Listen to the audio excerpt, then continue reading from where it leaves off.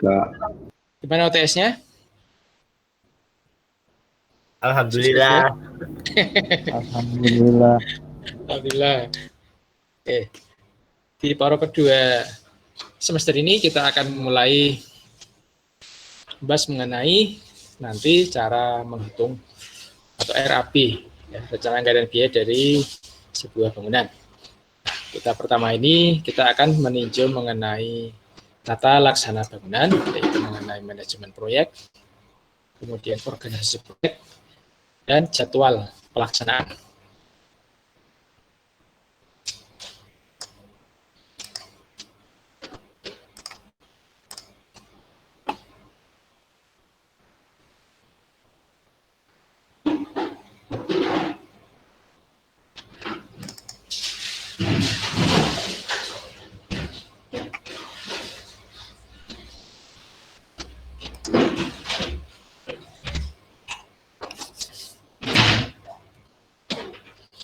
Mungkin Anda sudah familiar dengan kata-kata manajemen ya, mungkin Anda sudah sering baca bukunya, mungkin ya sudah sering melakukan, mungkin Anda sudah sering organisasi ya, sehingga sudah sering tidak asing lagi dengan kata manajemen. Oke, kita tunjuk jenak.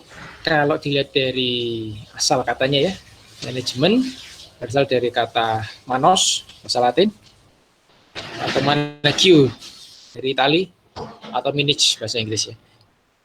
Artinya melatih kuda mengangkat kaki. Nah, kok mengangkat kuda sih? Nah, mengapa kok mengangkat kuda bisa sampai ke istilah dalam dunia bisnis sekarang ya?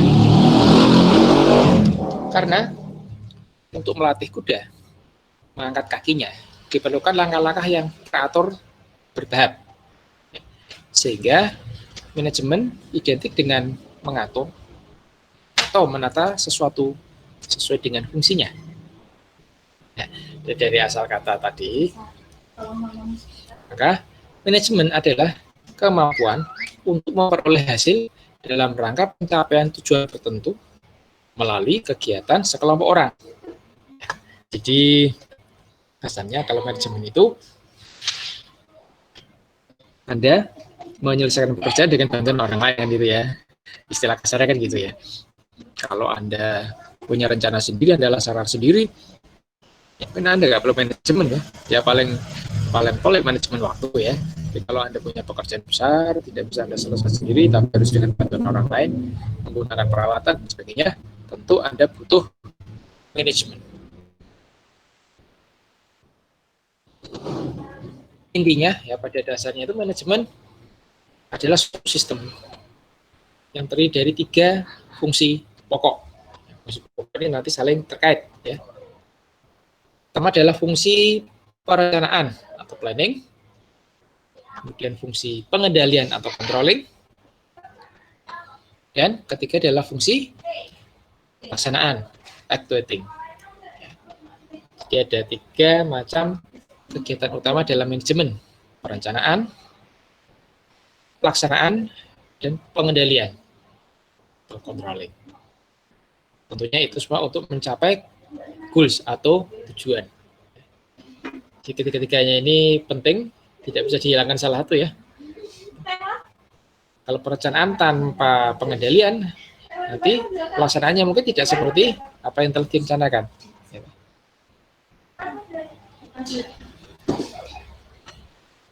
Kalau tanpa pelaksanaan, ya tentunya rencana tidak bisa jadi kenyataan, nggak ada yang bisa diawasi oleh controlling ya. Kalau tidak ada planning ya tidak bisa actuating karena nggak ada yang bisa dilaksanakan. Jadi ketiga-tiganya ini saling terkait, saling mendukung untuk tercapainya tujuan. Jadi apa fungsi pokok manajemen? Secara umum ada 4, yaitu perencanaan atau planning, kemudian pengaturan atau pengorganisasian atau organizing, kemudian actuating atau pelaksanaan, dan pengendalian atau controlling. Ini Anda sudah tahu juga ya, 4 fungsi pokok manajemen: planning, organizing, actuating, dan controlling. Jadi sebenarnya fungsi-fungsi pokok ini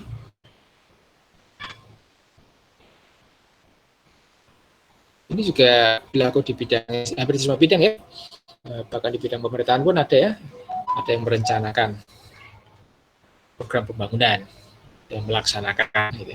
Ada yang merencanakan undang-undang, ada yang melaksanakan undang-undang, ada yang mengawasi jalannya pelaksanaan undang-undang, gitu ya. Jadi prinsip ini sebenarnya bisa kita temukan di hampir di seluruh aspek kehidupan ya. Kalau kita tinjau langkah-langkah pada keempat fungsi pokok tersebut, yaitu misalkan planning. Planning ini meliputi perencanaan lingkup proyek. Nanti proyek kita bidangnya cakupannya kan terbatas sehingga dia bisa diselesaikan dalam waktu tertentu. Jadi ada perencanaan lingkup proyek. Kemudian setelah itu ada perencanaan mutu atau nanti kualitas yang harus dihasilkan oleh produk dari proyek tersebut. Kemudian ada perencanaan waktu dan penyusunan. Ini nanti menjadi time schedule. Nanti kita bahas ya, karena ini nanti sangat penting. Ada juga perencanaan biaya. Nah, perencanaan biaya ini nanti yang akan kita coba praktekkan ya, RAP. Kemudian di kontraktor itu juga ada perencanaan sumber daya manusia, SDM. Karena nanti dalam pelaksanaan konstruksi itu nanti melibatkan banyak orang, dan itu harus diatur. Nah, langkah atau fungsi pokok kedua yaitu pengaturan atau organizing itu meliputi, nah ini pembagian pekerjaan. Namanya proyek itu kan itu pekerjaannya banyak, itu kan harus bagi-bagi. Kemudian pemilihan dan penempatan orang, artinya untuk melaksanakan pekerjaan-pekerjaan tersebut dibutuhkan personel yang tepat ya. Karena masing-masing orang punya keahlian, punya spesialisasi sendiri-sendiri.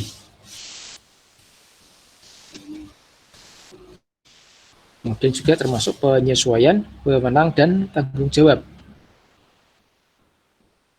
Ya, itu adalah beberapa langkah dalam fungsi organizing.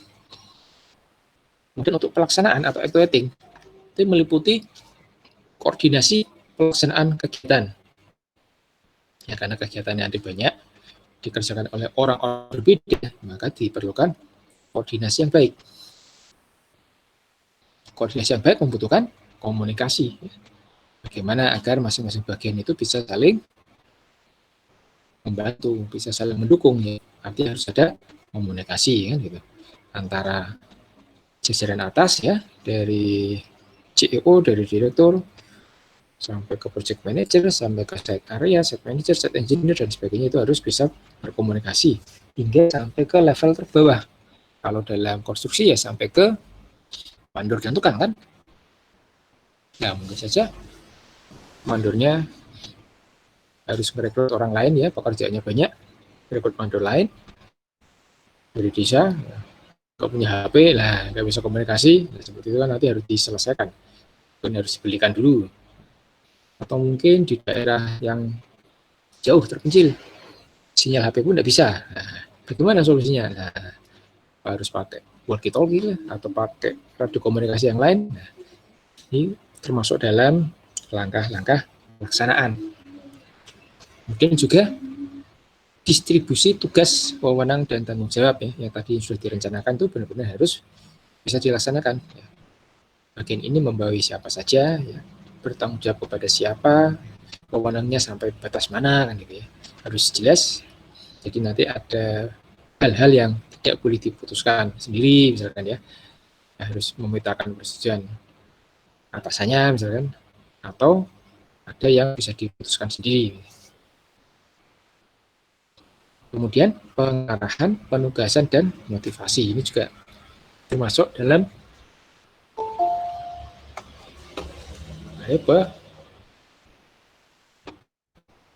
pelaksanaan.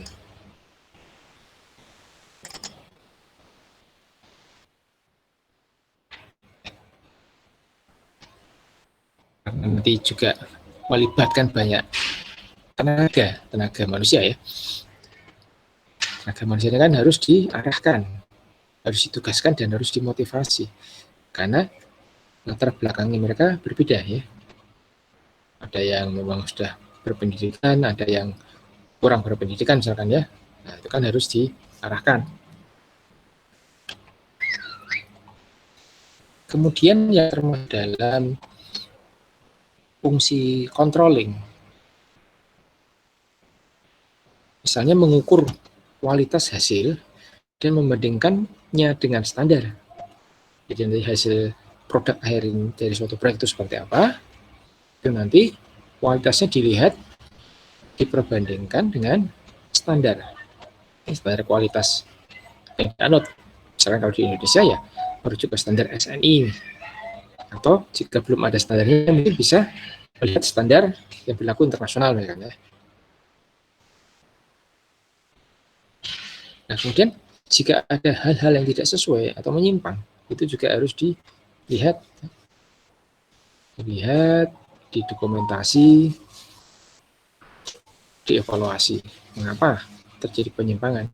Apakah itu mengganggu jalannya pelaksanaan proyek secara keseluruhan atau tidak? Nah, itu nanti harus dibicarakan. Sehingga kemudian bisa diberikan saran-saran perbaikan agar tidak terjadi lagi.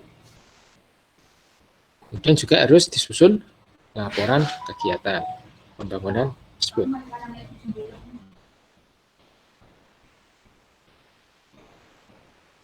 Nah, itu tadi mengenai manajemen. Sekarang kita lebih fokus membicarakan manajemen proyek ya. Jadi, pengertian manajemen proyek adalah suatu sistem atau tata laksana untuk menjalankan suatu organisasi atau tugas yang spesifik, dibatasi oleh waktu, sasaran, dan biaya. Nah, jadi mungkin berbeda dengan manajemen yang lain.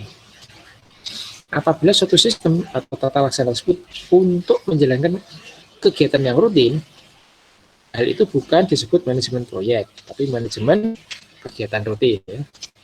Misalkan kegiatan kebersihan, pembersihan, itu kan masuk kegiatan rutin ya. Penyediaan makan misalkan, kegiatan rutin ya. Sehari-hari kan mesti ada. Itu bukan proyek ya. Kalau proyek itu nanti ada beberapa syaratnya, ada beberapa cirinya. Jadi, mengapa perlu manajemen proyek? Ya, pertama agar proyeknya bisa berhasil. Nah, keberhasilan itu nanti ditunjang beberapa faktor. Pertama, kemampuan teknik. Jadi harus mampu secara teknik untuk mengerjakan proyeknya. Kemudian juga harus punya alat dan teknologi. Untuk menunjang atau melaksanakan pekerjaan tertentu dibutuhkan alat. Ya, alat tersebut kan harus dimiliki atau tersedia pada saat tertentu gitu ya. Kan tidak harus semuanya punya, bisa saja sewa ya. Yang penting alat itu pada saat tertentu sesuai dengan jadwal harus ada sehingga bisa digunakan ya. Dan terakhir, faktor ketiga keberhasilan proyek adalah kemampuan manajemen. Artinya kalau sudah mampu secara teknis, punya alat dan teknologinya, tapi jika tidak punya kemampuan manajemen, artinya nanti pekerjaan tersebut tidak bisa selesai dalam waktu yang sudah ditentukan. Karena bisa saja terjadi nanti keterlambatan, ya. Bisa saja terjadi nanti kesalahpahaman, ya kan gitu ya. Jadi kurangnya penguasaan manajemen sangat mempengaruhi keberhasilan proyek konstruksi.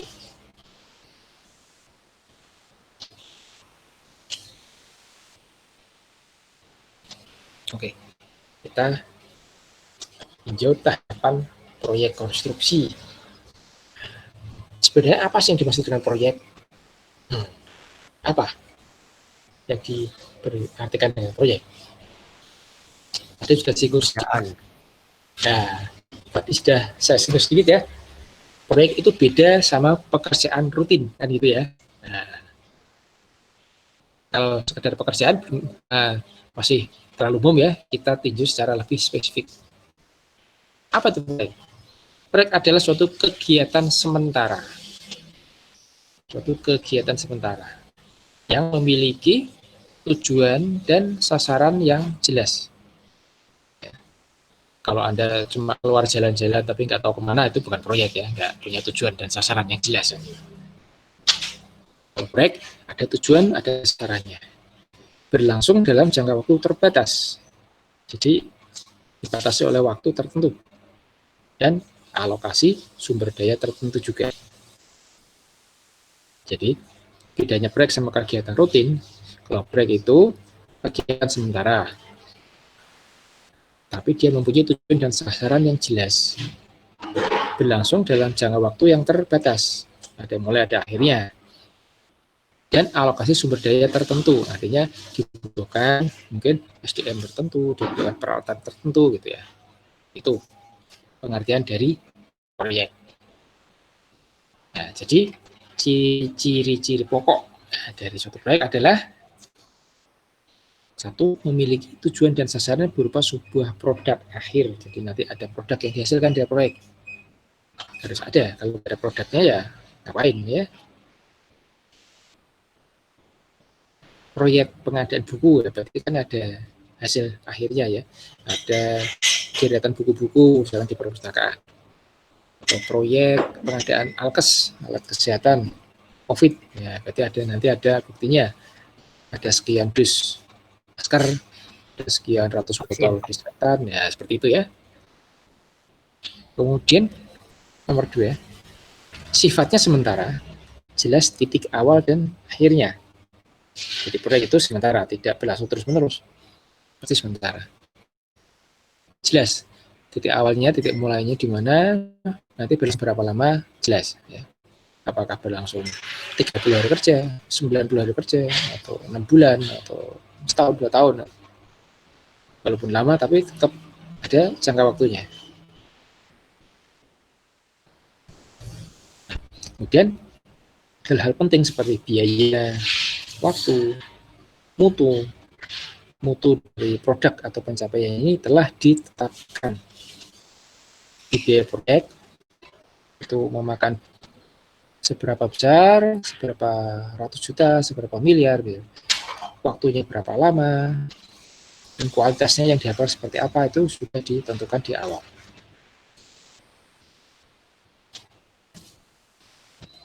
Kemudian ini yang membedakan dengan yang lain, jenis dan intensitas kegiatan berubah sepanjang proyek berlangsung.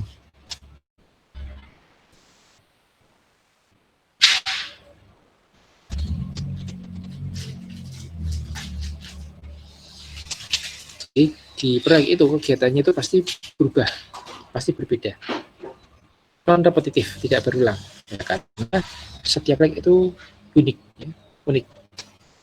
Karena proyek itu nanti terkait dengan daerah, wilayahnya. Jadi sama-sama proyek, misalkan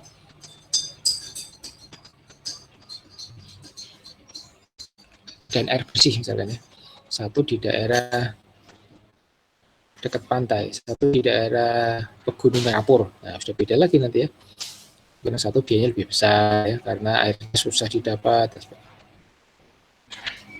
Jadi di proyek itu nanti kegiatannya non repetitif, bervariasi.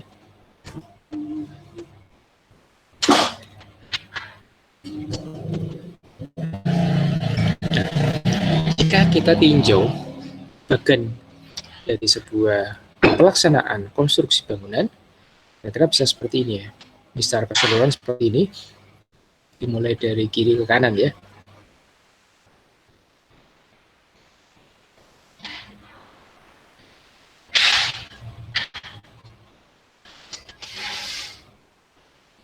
Jadi bisa kita lihat dari awal adalah perencanaan.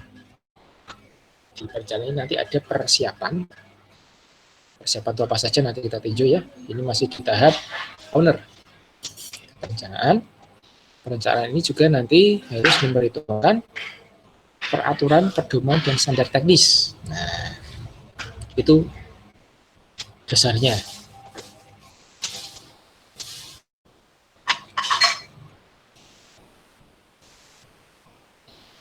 Dan nanti setelah direncanakan, dalam perencanaan ini nanti ada proses pelelangan ya.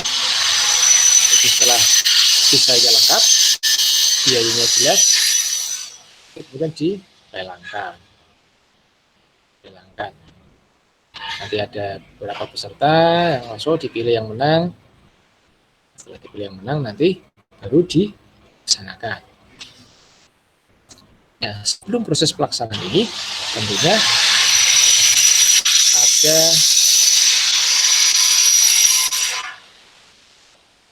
aspek-aspek legalitas yang harus dipenuhi. Ya, yang kotak warna oranye itu ya, IMB misalnya, izin membangun bangunan. Itu kan harus dipenuhi, harus punya, harus pegang dulu sebelum pelaksanaannya dimulai ya. Jadi IMB nanti membutuhkan data di perencanaan, gambar-gambar, perhitungan dari tahap perencanaan, kemudian diajukan. Nah, IMB ini mengacu pada perda setempat. Ada peraturan Pemkot setempat. Masing-masing daerah bisa berbeda. Karena memang IMB didasarkan pada kondisi dan kebutuhan dari kotanya.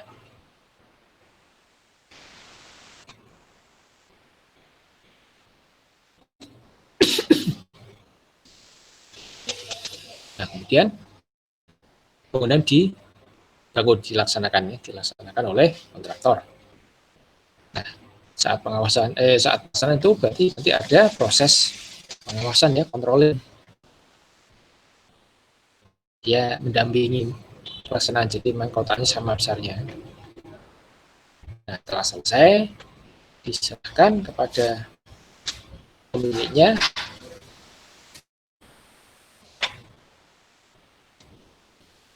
Sebelum bisa digunakan, bangunan itu harus mengantongi SLF. Apa itu?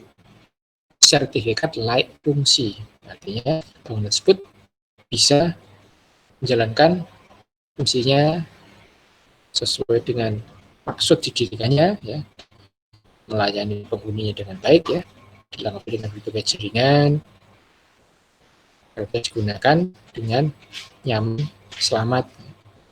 Ya, SLF ini nanti yang mengeluarkan adalah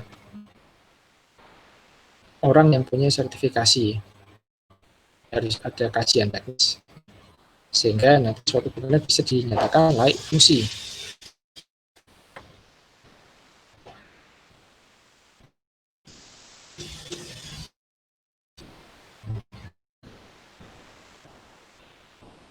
Nah, kemudian setelah bangunan itu digunakan, dimanfaatkan dalam suatu kurun waktu yang cukup lama, maka bisa saja nanti bangunan tersebut mengalami kerusakan, pelapukan, dan lain-lain setelah beberapa puluh tahun atau ratusan tahun. Nah, seperti itu nanti bisa timbul dua alternatif ya. Pertama, bisa dipelestarikan, kedua bisa dibongkar atau dihancurkan. Itu diganti dengan bangunan baru.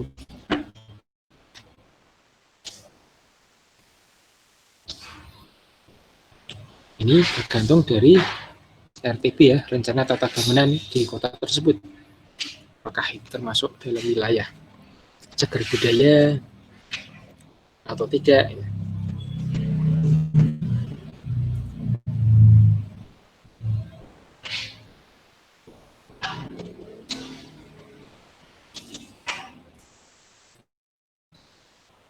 Ya, jadi itu bangunan itu nanti dievaluasi dari tim dari kota ya. Ada tim pengkaji gitu. Nanti ada beberapa bangunan yang memang mempunyai nilai kesejarahan historis atau dia mempunyai bentuk yang memberikan sumbangan positif terhadap arsitektur suatu kota misalkan ya, nanti dia bisa dipertimbangkan untuk masuk menjadi benda cagar budaya atau BCB. Nah, kalau sudah jadi BCB maka dia tidak boleh dihancurkan.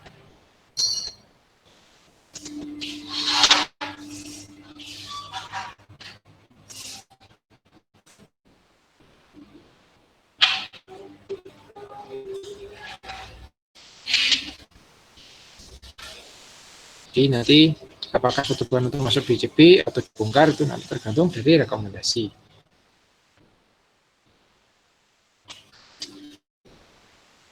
Nah, kalau sudah masuk BCB itu ya harus dijaga kelestariannya. Harus dijaga. Yang menjaga ya pemilik. Tapi biasanya kot nanti juga membantu ya, membantu. Bantuannya ini memang belum baku. Artinya mungkin ada daerah yang membebaskan PBB misalnya untuk membantu pemilik BCB agar tidak memberatkan dalam perawatannya. Karena kalau sudah menjadi BCB, pemiliknya sudah tidak lagi punya hak yang bebas dalam mengelola bangunannya.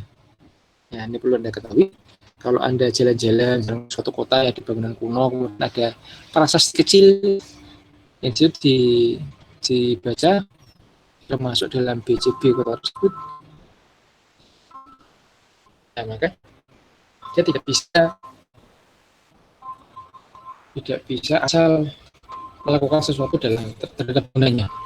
Contoh, misalkan seperti di kota saya di Semarang itu banyak sekali BCB ya. Terkenal itu Lawang Sewu misalnya, yang bangunan besar ya, dua menara itu termasuk BCB. Pemiliknya adalah PT KAI ya, BUMN. Kemudian karena sekarang tidak digunakan untuk aktivitas KAI, ya digunakan untuk museum ya, untuk disewakan, untuk pameran dan sebagainya itu, untuk pernikahan, untuk kegiatan-kegiatan lain. Ya, tapi ada syarat yang harus dipenuhi jika menyelenggarakan sesuatu di bangunan BCB tersebut ya. Ada banyak sekali. Misalkan dindingnya tidak boleh dipaku.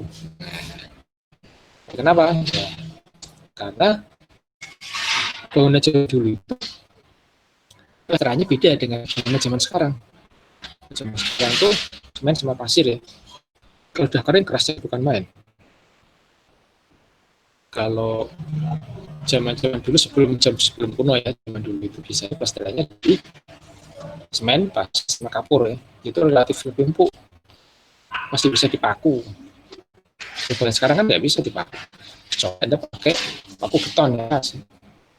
Nah, di bangunan kuno BCB itu beda lagi. Itu plasterannya tidak terbuat dari semen, tapi dari gligon. Nah, gligon itu semen merah. Nah, sebenarnya bukan semen, itu dibuat dari bata merah yang ditumbuk, dihancurkan, nah, itu dicampur semen sama air itu ya, jadi plasteran. Nah, makanya beda. Ya, itu dikatakan kalau nanti dipaku sembarangan ya bisa lepas, nggak bisa retak gitu ya. Ya ini contohnya seperti itu ya. Nah, kalau bangunan itu masuk BCB ya bangunan biasa, terserah mau dibongkar, mau dibangun lagi silakan. Ya ini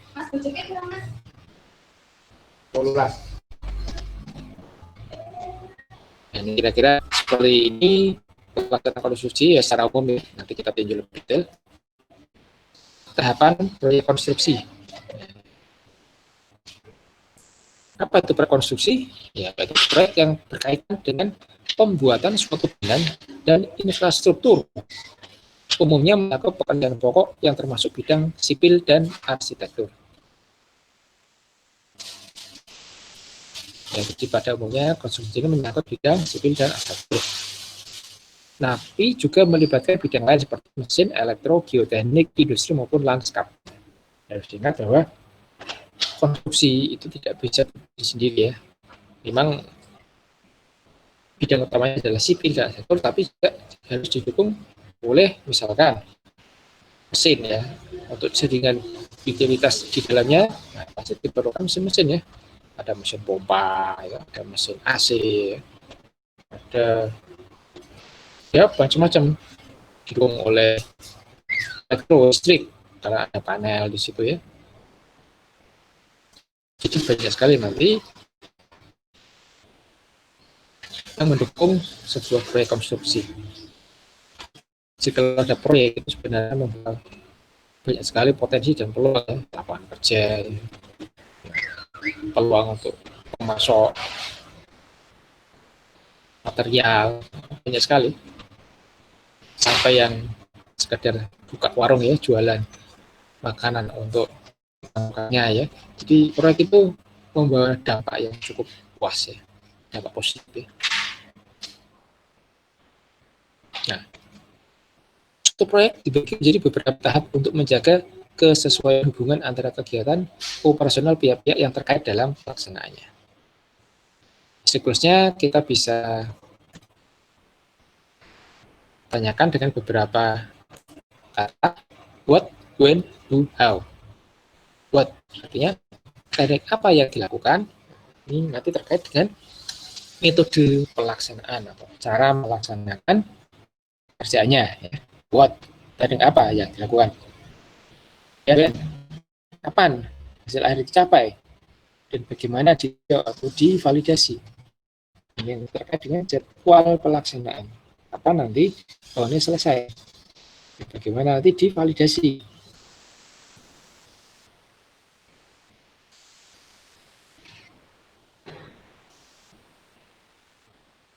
Who berarti siapa yang terlibat, nah, nanti siapa saja yang masuk dalam organisasi kerja proyeknya, dan nanti melibatkan tenaga dari mana, jumlahnya berapa ya. Adalah how, bagaimana cara mengontrol dan menyetujui. Nah, ini juga nanti ada dengan daerah juga. Nah, ini beberapa tempat kata yang digunakan untuk mengetahui siklus kehidupan proyek. Kalau kita gambar ya seperti ini: fase inisial, fase intermediate, hingga final atau akhir.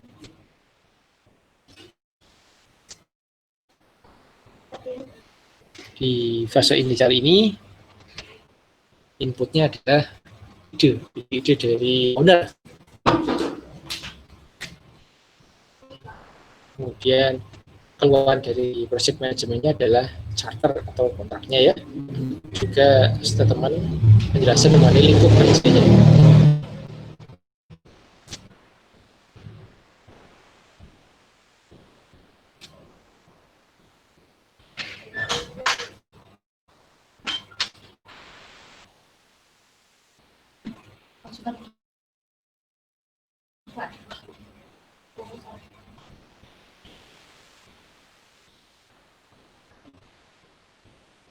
Jadi secara umum ada 3 tahapan proyek ya: awal, menengah, akhir. Nanti kita tinjau lebih dalam lagi. Tahap awal itu meliputi akhirnya ide, pembentukan ide oleh owner ya. Dia nanti menentukan link pekerjaan dan tim manajemen proyek. Tahap menengah ini nanti sudah ke kontraktor ya, ada perencanaan, ada acuan dasar, ada progres kegiatan, hingga nanti selesai ada hasilnya. Tahap akhir meliputi persetujuan dan serah terima hasil proyek. Secara umum seperti ini, nanti kita lihat di dalam tahapan proyek konstruksi. Tadi yang lebih kompleks ya. Pertama adalah tahap konseptual atau kelayakan. Ini termasuk nanti adalah formulasi gagasan, di adanya keinginan, kebutuhan atau ide dari owner, pemilik proyek. Kemudian nanti dilakukan studi kelayakan, feasibility study. Nanti dibahas hal-hal yang terkait ya, aspek biaya, aspek risiko, dampak sosial dan sebagainya, masuk di studi kelayakan. Mungkin kalau untuk bangunan komersial, ada juga mengenai ekonomi, aspek ekonomi ya, teknologi bangunannya. Bagaimana break even point-nya, kemudian nanti misalkan itu dananya dari pinjaman, nanti bagaimana skemanya, berapa lama bisa dikembalikan. Kemudian strategi perencanaan, masih masuk dalam tahap konseptual atau kelayaan. Kemudian pada tahap kedua yaitu perencanaan dan desain. Nah, di sini nanti yang mengerjakan adalah konsultan.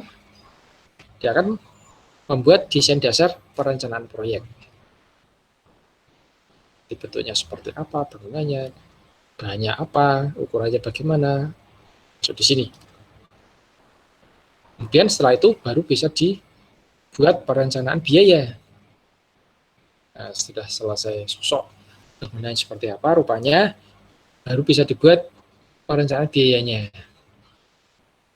Nah, kalau biaya sudah selesai dibuat, nanti bisa dibuat penjadwalan proyek. Pekerjaan ini harus selesai ini, setelah ini, atau sebelum ini, dan sebagainya. Itu penjadwalan proyek.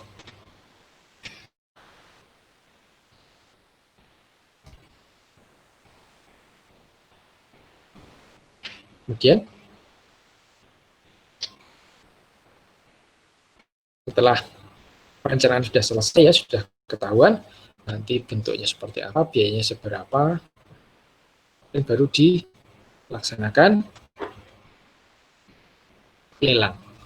Bisa membuat lelang itu harus jelas dokumen-dokumennya ya. Seperti tadi ada gambar, ada volume. Ya, kalau lelang tuh yang diberikan ke peserta tuh video, bill of quantity ya, volume. Ada jadwal ada karena nanti sudah ditentukan awal dan akhirnya ya. Kemudian RKS ya, syarat rencana kerja dan syarat, kemudian baru dilaksanakan tahap lelang. Nah, setelah tahap lelang selesai, dipilih pemenangnya, masuk ke pelaksanaan atau konstruksi. Dimulai dari survei ya, survei lokasi, kemudian mobilisasi, demobilisasi peralatan, ya, dikirim alatnya, dikirim orangnya, ya. Dan setelah sudah baru dilaksanakan pekerjaan sipilnya.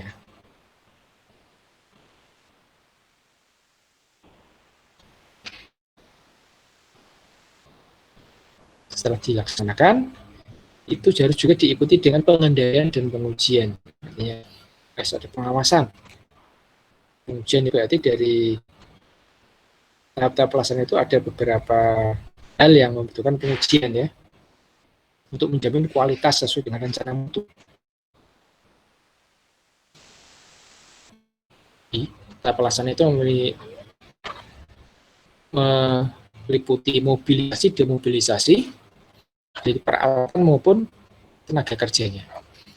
Kemudian pelaksanaan pekerjaan sipilnya, pengendalian dan pengujian. Nah, di tahap keempat itu bangunan sudah selesai, diserah terimakan ke pemiliknya, sehingga nanti bisa dioperasikan ya.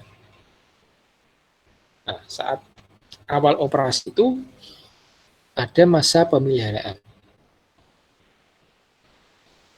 Masa pemeliharaan itu nanti tergantung dari pemiliknya, mau berapa hari. Biasanya yang umum ya 90 hari kerja atau 3 bulan. Juga tergantung dari besar kecilnya proyeknya.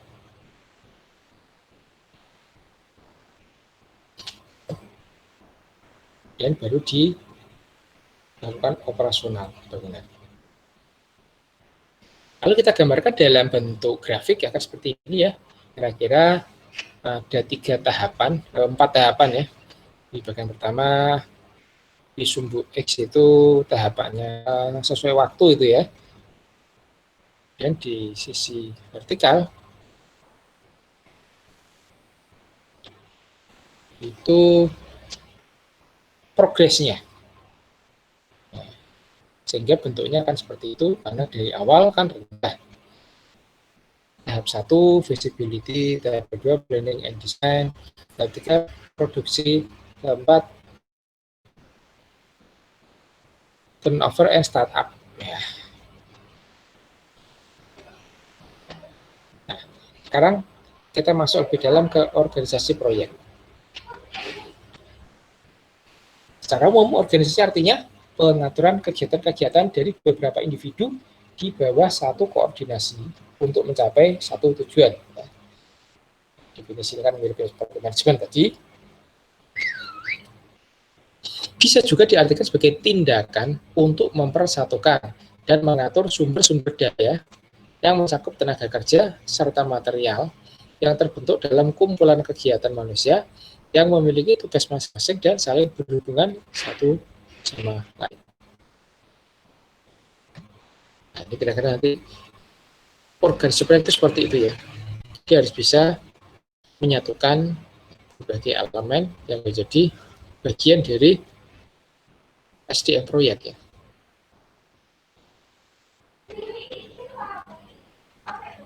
Apa prinsip dari organisasi proyek? Organisasi proyek bertanggung jawab untuk menyelesaikan atau mencapai suatu tujuan yang ditugaskan sesuai dengan waktu, biaya, dan kuantitas yang telah ditentukan. Jadi kan penjabaran dari tadi manajemen, organisasi proyek ini fungsinya sangat vital sekali.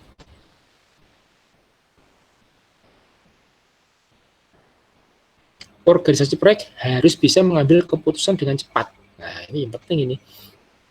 Berbeda dengan organisasi rutin atau fungsional yang lebih lambat karena adanya unsur birokrasi.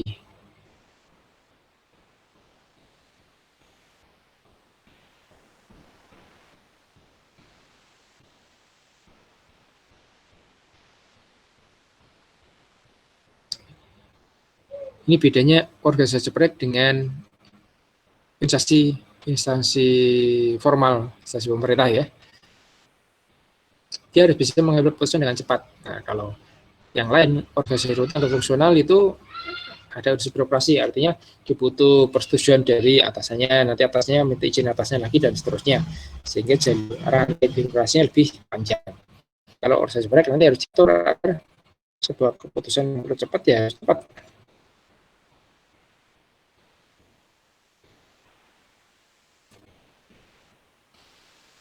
Nah, sekarang organisasi proyek itu ada apa aja sih? Ada berapa macam organisasi proyek? Secara umum itu ada tiga macam bentuk, yaitu organisasi fungsional, 2 organisasi proyek murni, dan 3 organisasi metrik.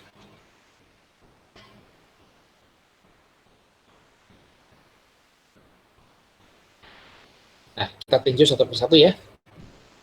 Organisasi fungsional. Ini merupakan organisasi yang klasik. Artinya, seorang staf itu punya satu atasan. Kemudian, staf-staf tersebut dikelompokkan dalam bidang tertentu sesuai spesialisasinya. Ini tukang gambar sama tukang gambar ya. Tukang hitung sama tukang hitung. Tukang administrasi dengan administrasi, tukang keuangan sama keuangan, tukang yang ngurusi pajak sama yang ngurusi pajak gitu. Ini adalah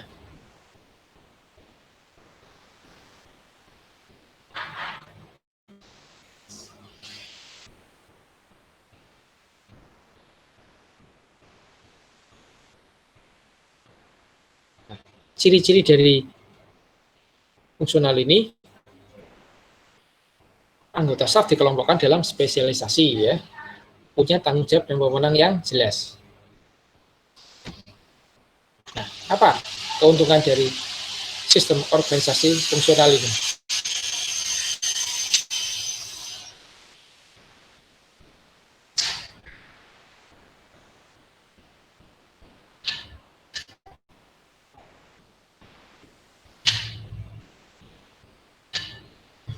Keuntungan dari organisasi fungsional adalah mudah dalam pengawasan dan supervisi. Karena tadi tiap anggota hanya melapor ke satu pimpinan. Hanya ada satu pimpinan di atasnya, sehingga mudah pengawasannya.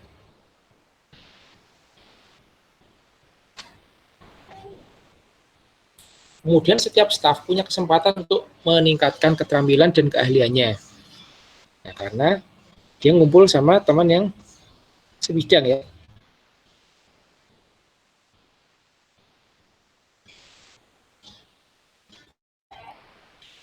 Setiap staf terfokus pada bidangnya, sehingga dia punya kesempatan untuk meningkatkan keterampilannya. Jadi dia lihat temannya sudah bisa ini, nah dia merasa tertantang untuk mempelajari sendiri, misalkan itu.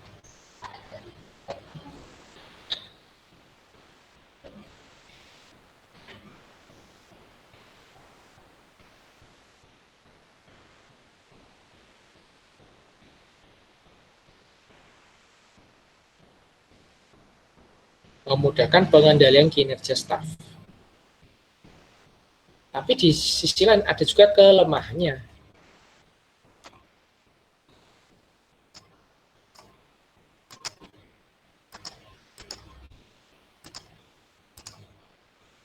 Kelemahannya adalah kecenderungan mengutamakan kinerja dan keluaran hanya pada masing-masing bidang. Ya, karena tadi dikelompokkan berdasarkan minatnya ya.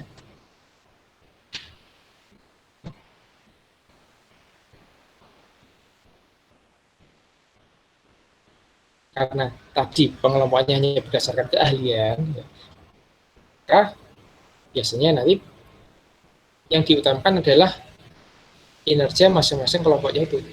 Sehingga perhatian pada sasaran proyek menjadi berkurang. Karena dia secara fisik ya masih bekerja masih terikat dengan jaringannya.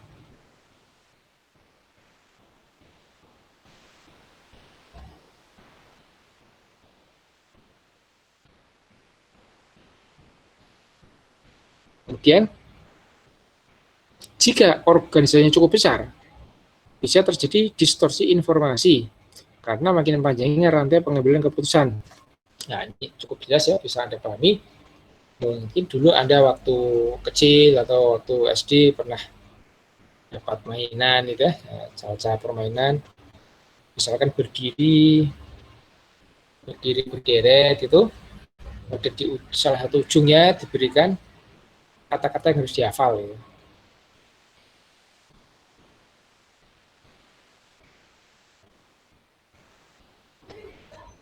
Kenapa terjadi distorsi? Karena makin banyak orang, makin banyak yang harus dilalui untuk mengambil keputusan, nah kemungkinan untuk terdistorsi akan semakin besar.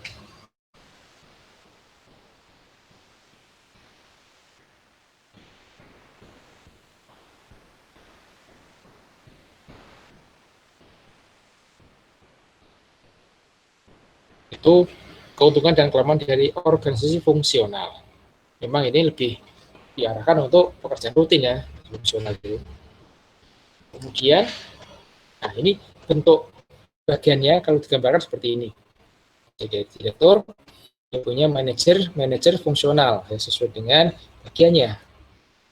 Misalkan tadi ya, ada yang bagian marketing, ada yang bagian merancang, ada yang bagian buang api, dan lain-lain.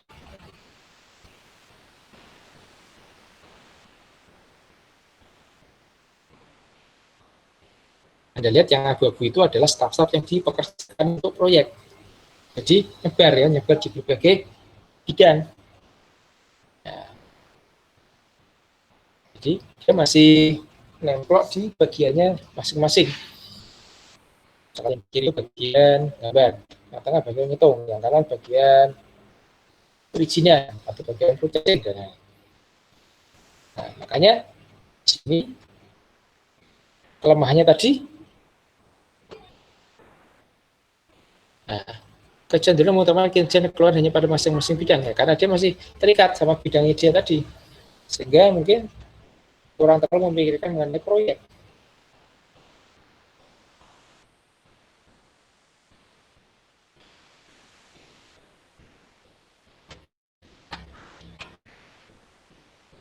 Ini bagian organisasi fungsional. Kemudian kedua adalah organisasi proyek, process organization. Di sini ada beberapa manajer yang membawahi staf-staf dan merupakan satu koordinasi.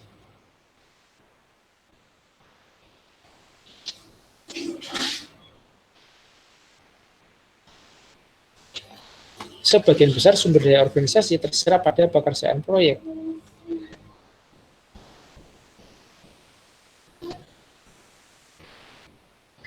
Manajer proyek punya kekuasaan penuh dalam pengambilan keputusan. Nah, seperti sudah ada pendelegasian wewenang di sini ya.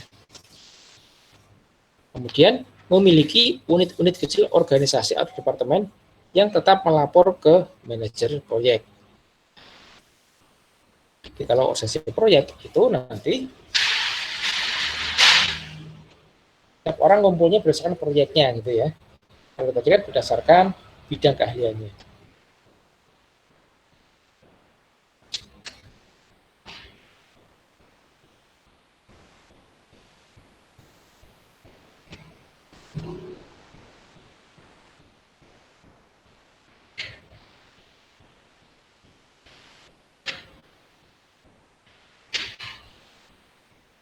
Kalau kita gambarkan dalam bentuk diagram seperti ini, direktur, kemudian punya proyek ya, punya proyek itu nanti ada PM, ada project manajernya, dia memiliki beberapa staff.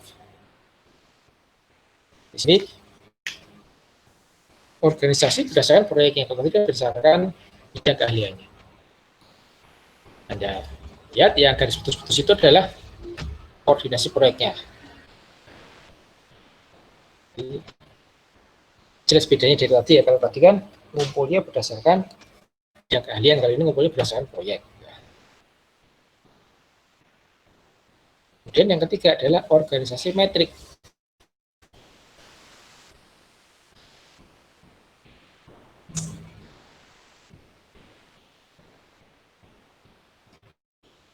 Metrik ini merupakan gabungan antara organisasi fungsional dan proyek. Ada dua macam, yaitu organisasi metrik yang lemah dan metrik kuat. Organisasi metrik lemah itu bentukan organisasi baru, anggotanya staf dari setiap fungsi untuk menjadi tim pengelola proyek di lapangan. Ya, ini mirip seperti organisasi proyek tadi ya. Jadi dari masing-masing bagian itu dicomot satu-satu gitu. Manajer proyek lebih berperan sebagai koordinator daripada sebagai manajer. Nah, kelemahannya adalah tim yang dibentuk semuanya berkualifikasi staf, sehingga kemampuan manajerial terbatas. Dan ada juga sistem, nah ini gambarnya seperti ini. Jadi dari masing-masing bagian tadi ada anggota yang ditugaskan untuk proyek tertentu.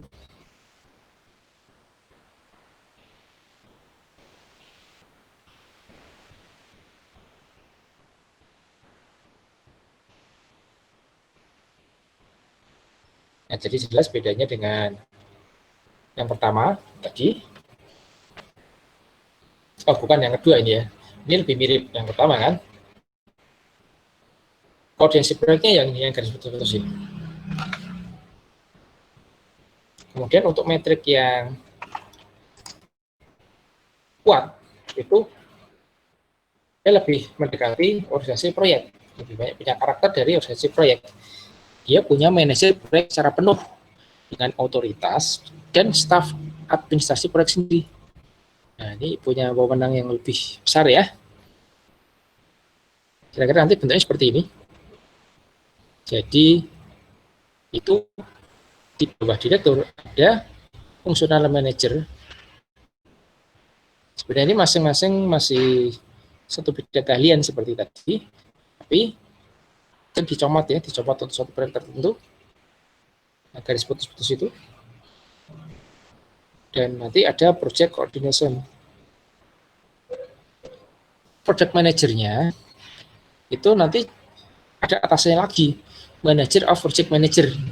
Jadi nanti ada satu bagian yang isinya itu project manager.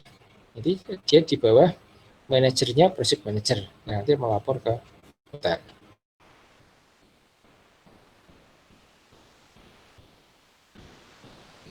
Nah, ini sistem yang terakhir ini dibuat untuk mengatasi kelemahan yang pertama dan dua, ya. Organisasi metrik yang kuat. Nah, kemudian kita perlu tinjau pihak-pihak yang terkait dalam proyek konstruksi. Nah, siapa saja? Tentu pertama adalah owner, pemilik, pemberi tugas, atau penyandang dana. Bisa saja semua fungsi ini disandang oleh satu pihak, bisa juga dua pihak. Ya, misalkan pembangunan kantor untuk pemerintah daerah, tapi biayanya di APBN, itu kan berarti beda ya antara owner dengan penyandang dana.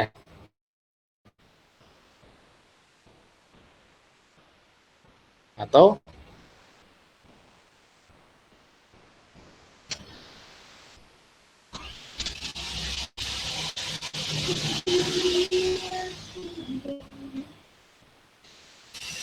kedua adalah perencana atau konsultan. Kemudian ketiga adalah pengawas atau MK. MK itu manajemen konstruksi. Dia fungsinya lebih luas dari pengawas. Nah, kalau pengawas itu hanya sekedar memantau proses pelaksanaan, membandingkannya dengan rencana, kemudian melaporkan jika ada penyimpangan.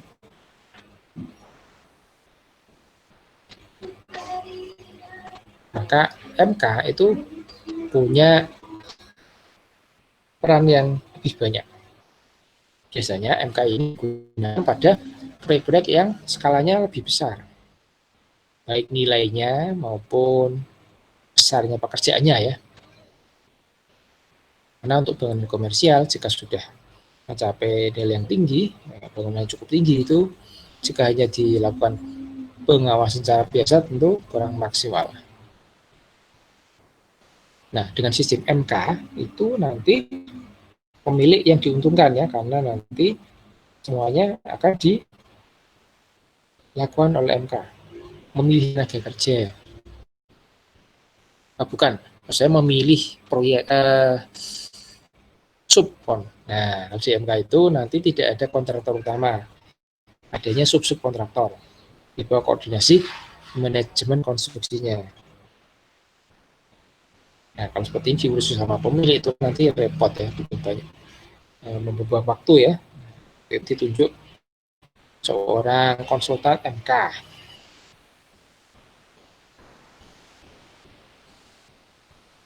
Kemudian pihak terakhir adalah pelaksana atau kontraktor.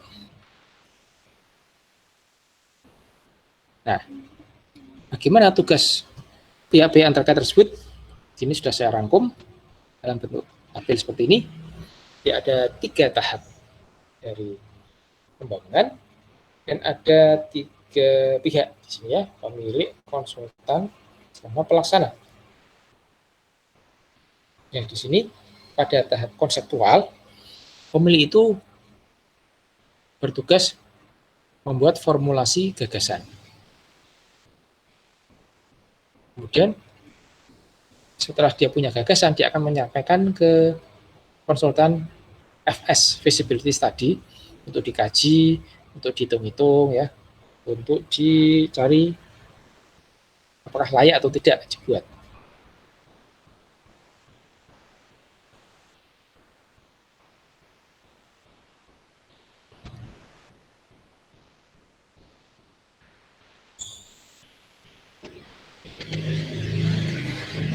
Setelah dibuat feasibility study, maka pemilik akan mengevaluasinya.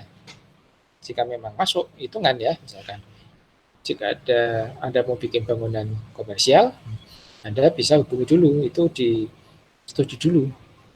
Bagaimana kebutuhannya, apakah nanti kira-kira laku, kemudian proyeksi nanti bisa ngembaliin berapa tahun, nah, seperti itu, ya. Kalau sudah oke, Ya, baru nanti pemilik menentukan tujuan dasar dan membuat jadwal mutu, jadwal biaya, hingga ke pendanaan. Nah, ini yang dilakukan pemilik pada tahap konseptual. Jadi banyak full ya, full time ini pemilik di sini. Di sisi lain, konsultan pada tahap konseptual ini juga lakukan studi kelayakan. Tadi yang diberikan ke pemilik ya, dan juga melakukan AMDAL, analisis dampak lingkungan atau KLPL. Dan di tahap berikutnya, tahap desain. Nah, di tahap desain ini nanti yang mengerjakan adalah konsultan. Di sini pemilik perannya adalah menentukan strategi dan menetapkan sasaran, merencanakan sumber daya, menyiapkan lelang, mengkaji penawaran lelang, kemudian memilih pemenangnya. Nah, setelah itu baru bernegosiasi dan tanda tangan kontrak.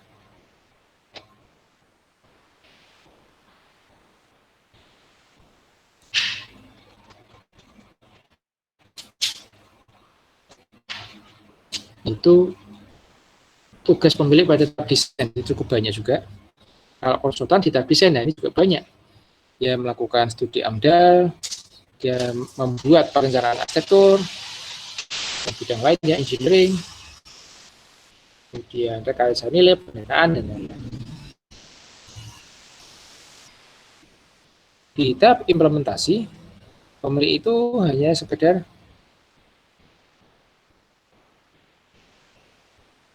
mengelola implementasi fisik dan administrasi keuangan.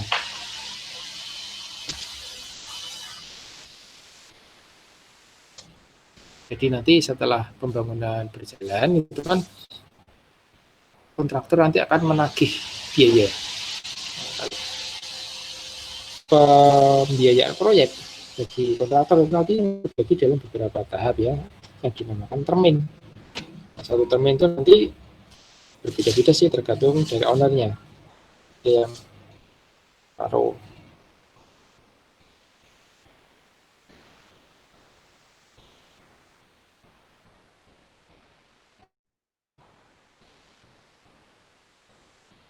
jadi nanti kalau kontraktor sudah melewati tahap-tahap tertentu yang sudah digariskan di kontrak ya, misalkan di kontrak itu pembayarannya adalah 4 kali.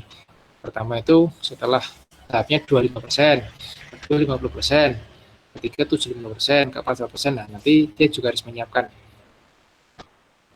menerima berkas-berkas penagihan, memeriksa, dan membayar. Di tahap ini tugas dari konsultan adalah dalam bidang engineering, arsitektur, inspeksi ya, mengawasi. Nah, kalau kontraktor kita konseptual nggak ada tugasnya karena memang dia belum terlibat. Nah, pada tahap desain, begitu nanti lelang ditawarkan, nah baru dia nanti mempelajari, membuat penawaran, dan nanti jika menang, dia bisa bernegosiasi. Nah, ini maksudnya di sini negosiasi adalah ada beberapa klien, beberapa owner itu menghendaki adanya proses negosiasi setelah pemenang dipilih. Tapi nggak semua ya. Biasanya sih kalau lelang itu peserta mengajukan penawaran, kemudian terpilih mana yang menang, ya itu harga itu yang nanti dipakai sebagai biaya pembangunan. Tapi ada juga beberapa pihak yang mengharuskan negosiasi setelah pemenang lelangnya ditentukan.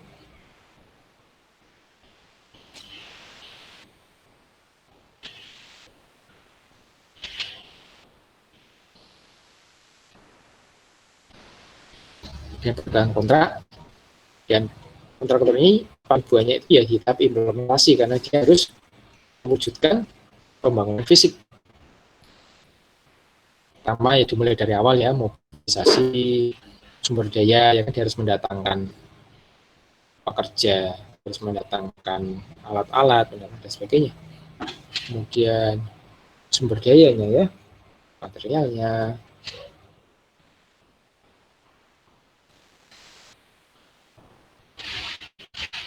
Dan dia membuat perencanaan, pelaksanaan, controlling, pembelian, validasi, konstruktivitas, inspeksi, dan uji coba. Jadi semua pekerjaan yang dilakukan untuk mewujudkan bangunan itu nanti dibuat oleh kontraktor. Kemudian juga ada tugas yang lain adalah administrasi kontrak dan keuangan ya. Terkait tadi, jika dia sudah memenuhi syarat untuk menagih sesuai dengan isi kontraknya, misalkan sudah 25% sudah lengkap, dia nanti bisa mengajukan penagihan ke owner ya, dengan ada syarat dilengkapi apa saja itu ya. Jadi kalau kita lihat peran pihak terkait tersebut, bobotnya berbeda-beda. Seperti owner itu kita konsep sama desain mungkin masih paruh-paruh ya, nggak sampai full, tapi di tahap proses lelang dia sudah full. Itu saja ya perannya. Di lot itu dia perannya hanya 50-50%.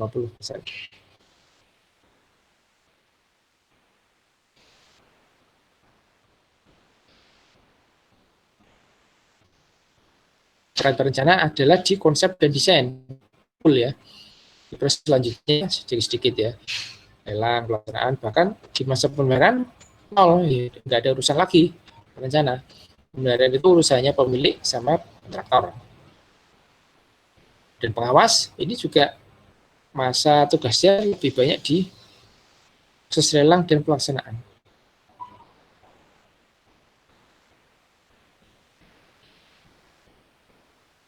Kemudian kontraktor mulainya berperan dari sejak proses lelang, pelaksanaan hingga pemeliharaan. Oke, mungkin Anda perlu tahu sedikit mengenai perbedaan antara proyek pemerintah dan swasta ya. Nah, kalau proyek pemerintah itu pihak yang terlibat harus lengkap dan jelas perannya. Di swasta, pihak terlibat biasanya lebih ramping dan sederhana. Gitu ya kan? Karena proyek pemerintah itu berasas pada formal legal. Sementara di swasta lebih ke asas kepercayaan. Jadi walaupun Anda tidak punya sarana formal yang memadai, tapi Anda punya kemampuan dan dipercaya, Anda bisa saja terlibat dalam proyek swasta. Tapi Anda tidak bisa terlibat proyek pemerintah, kan itu harus ada syaratnya.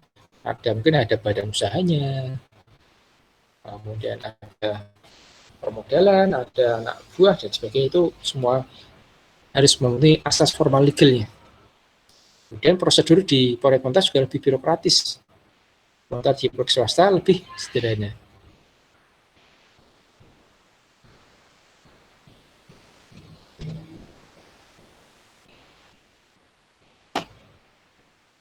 Nah, kemudian kita lanjutkan dengan perencanaan pelaksanaan. Nah, jadi ini semua agar proyek bisa diselesaikan tepat waktu dengan kualitas yang dipersyaratkan. Butuh perencanaan yang akurat dan matang. Apa saja yang dibutuhkan untuk merancang informasi?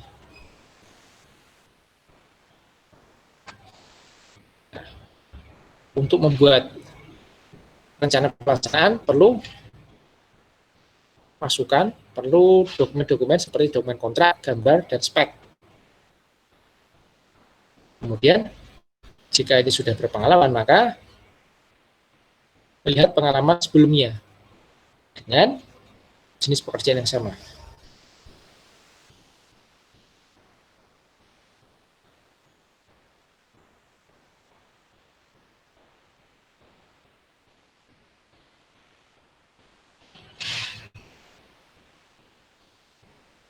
Pengalaman sebelumnya ini maksudnya jika perusahaan tersebut sudah pernah mengerjakan pekerjaan itu di waktu lalu, itu akan menjadi bekal metode pelaksanaannya nantinya. Walaupun setiap proyek itu unik, tapi jika proses lainnya misalkan ya faktor-faktor lainnya sama, mungkin metodenya bisa disamakan. Kemudian juga personil dengan pengalaman sejenis, yaitu siapa saja yang dulu pernah terlibat dalam pembangunan hal itu, nah, nanti bisa direkrut lagi. Kemudian harus diketahui kondisi lapangan dan lingkungan. Artinya harus tahu dulu ya ke lokasinya. Nggak bisa nanti membangun nggak tahu tempatnya. Jika nanti bisa mengetahui bagaimana kondisi tanahnya, bagaimana muka air banjirnya, bagaimana transportasi ke sana, bagaimana lingkungan masyarakatnya, gitu.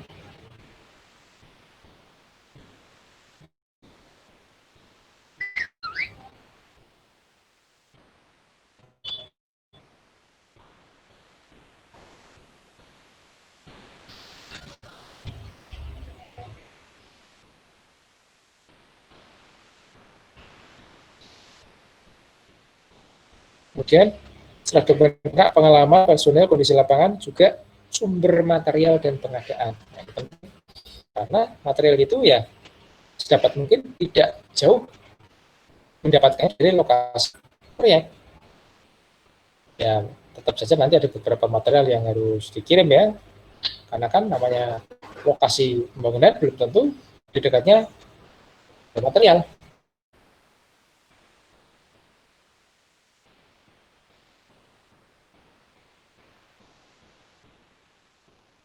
Kemudian sumber material dan pengadaan sumber tenaga kerja. Nah, ini juga penting karena nanti untuk mengerjakan proyek tersebut dibutuhkan banyak sekali tukang misalkan. Nah, tukang itu jika lokasi proyeknya jauh, tentu mungkin kurang ekonomis ya mengirim tukang ke sana ya. Mungkin hanya cukup mengirim beberapa mandor misalnya, nanti tenaganya cari di sana. Ya, cuma nanti kan bertanya lagi, apakah tenaga di sana cukup qualified? Bagaimana dengan etos kerjanya? Semua juga harus diperhitungkan.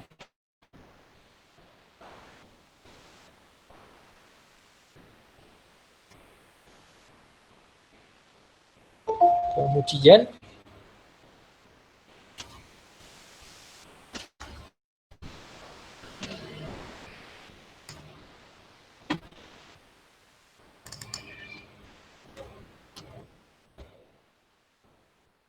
pengalaman personil kondisi lapangan sebenarnya sumber tenaganya terakhir adalah ketersediaan peralatan. Nah, itu penting, material ada, tenaga ada, tapi kalau alatnya nggak ada kan bisa dikerjakan. Ini juga harus diketahui, harus disurvei dulu bagaimana dengan peralatan yang digunakan. Apakah perlu mendatangkan, jika didatangkan itu dari mana, melewati jalan apa, apakah bisa dilewati itu ya. Karena kalau sudah namanya daerah yang jauh, terpencil, pelosok ya, apalagi sudah di luar Jawa, kita harus benar-benar teliti sama misalkan nanti bahan materialnya bisa diangkut ke sana pakai jalan darat, tapi bagaimana jalan daratnya, bagaimana kualitas jalannya, bagaimana lebarnya kan gitu. Nanti anggota pakai apa, lebarnya seberapa, nah semua harus diperhitungkan. Nah sekarang bagaimana pembuatan rencana pelaksanaan. Perencanaan pelaksanaan ini mencakup beberapa item ya. Pertama adalah perencanaan biaya. Biasa kita sebut RAB ya, rencana anggaran biaya. Kemudian ada perencanaan mutu ya.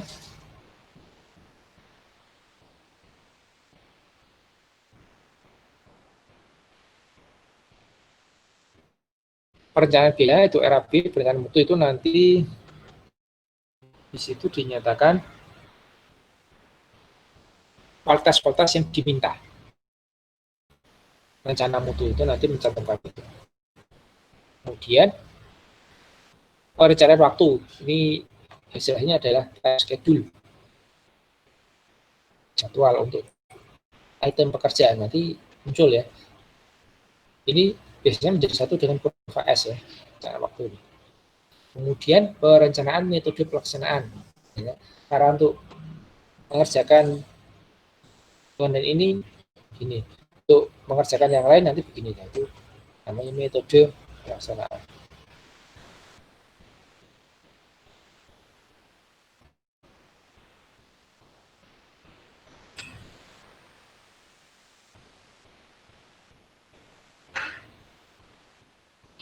Kemudian yang terakhir adalah perencanaan keselamatan dan kesehatan kerja, ini juga penting karena nanti di dalam pelaksanaannya banyak terlibat sumber daya manusia.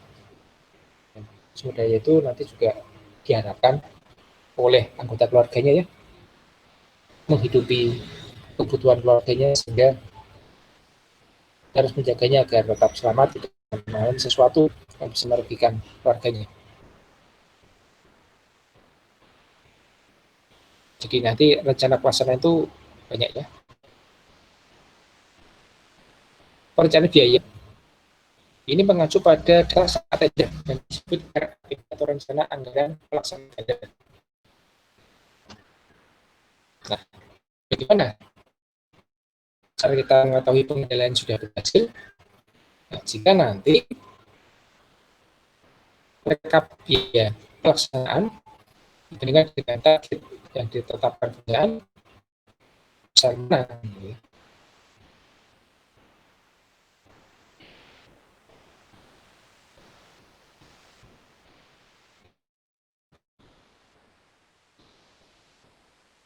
Jadi kalau nanti saat pekerjaan berlangsung itu kan nanti dicatat sama pengeluaran itu saat direkap, kemudian dibandingkan dengan tadi saat awal pelelangan yang merencanakan biaya. Apakah sama, apakah lebih kecil, apakah besar, itu dievaluasi. Ini perencanaan biaya ya.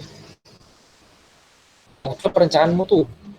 Perencanaan mutu ada atau memenuhi persyaratan spek yang ditetapkan oleh pemilik proyek sesuai dengan kontrak. Di kontrak disebutkan ya di dalam RKS ya.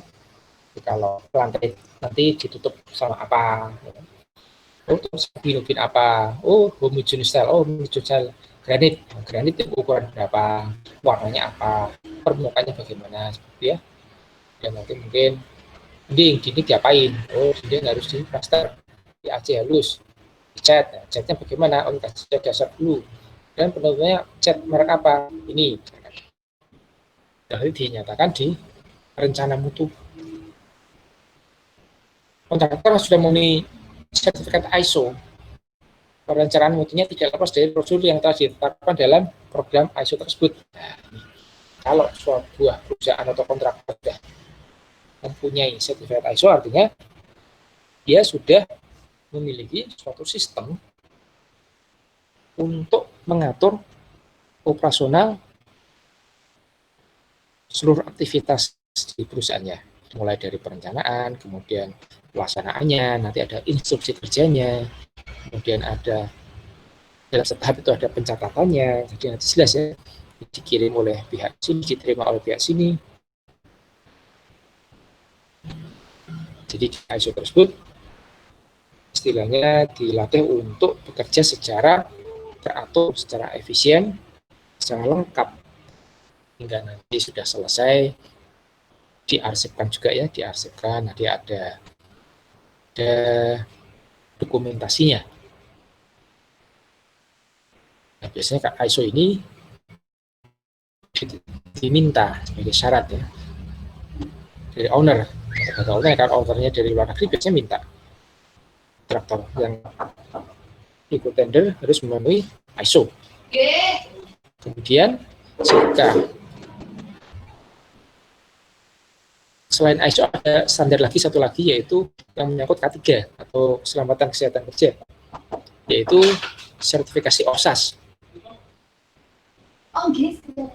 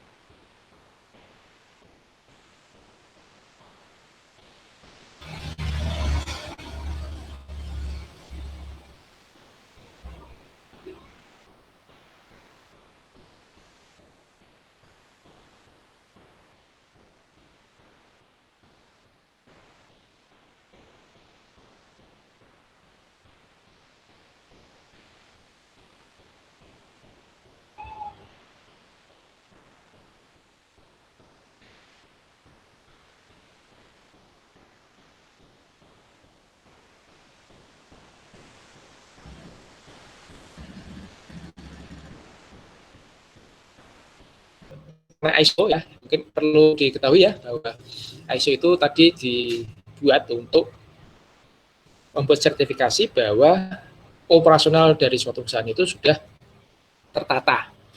Yang tertata itu dari perencanaan, pelaksanaan, semuanya itu mengikuti metode-metode tertentu, ada pencatatannya, ada arsipnya, seperti itu ya.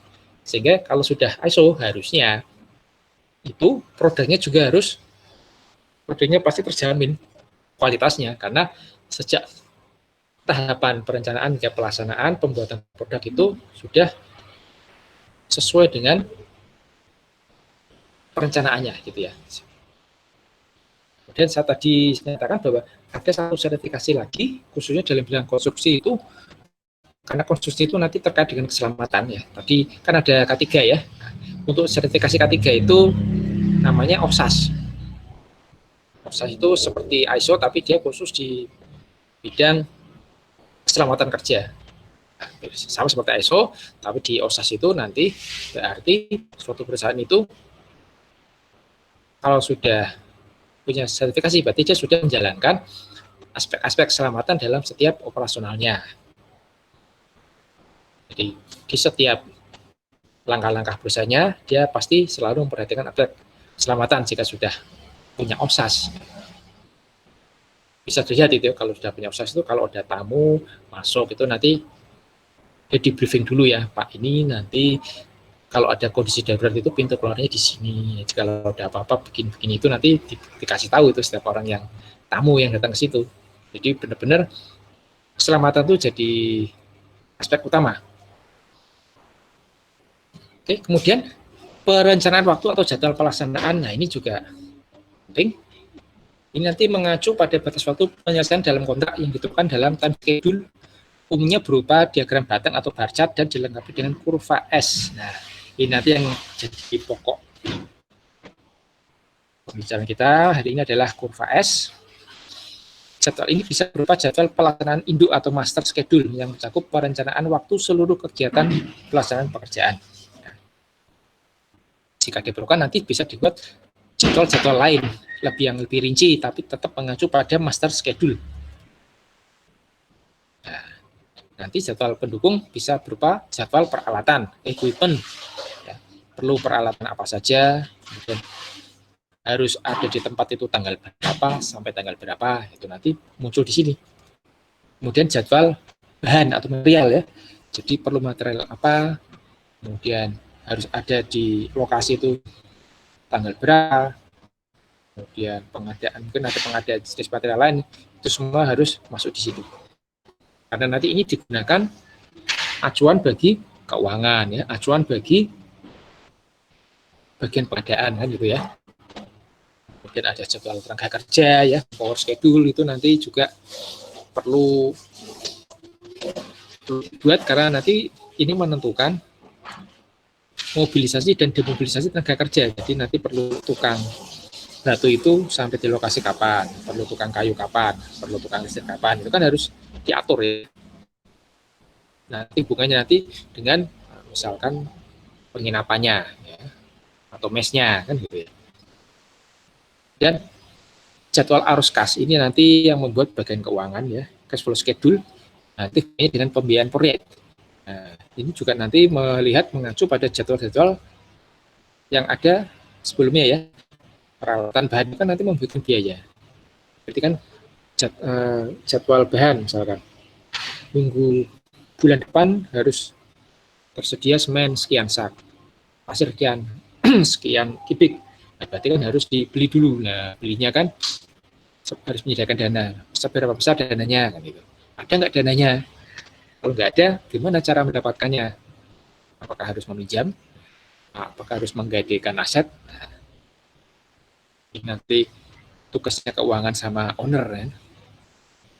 Lalu namanya kontraktor itu sudah biasa, ya, uang terus kemudian asetnya digadaikan dulu, ya, nanti dapat termen ditebus lagi, itu sudah biasa, ya, namanya satu bangun dalam usaha, ya. Atau pelaksanaan proyek tidak boleh lebih lambat dari waktu yang telah ditentukan dalam kontrak. Nah, itu patokannya itu kontrak, ya. Kontrak itu mewajibkan selesai tanggal berapa, itu harus ditaati, jangan sampai melebihi, kalau bisa lebih cepat, ya. Nggak ada waktu untuk membenahi, kan gitu. Nanti kalau terlambat bisa didenda. Ada tuh nanti di kontrak itu, kalau terlambat sehari dendanya berapa, dalam minggu berapa, ada persentasenya dari nilai proyek, ya kan lumayan itu. Kalau terlambat kan bisa mengurangi pembayaran, kan, mengurangi tagihannya. Harusnya dapat dibayar 100, gara-gara terlambat dikurangi, kan, repot. Perencanaan metode pelaksanaan. Nah, ini juga penting, karena metode pelaksanaan itu nanti yang menentukan apakah suatu pekerjaan bisa dilaksanakan atau tidak. Pak, bentar ya.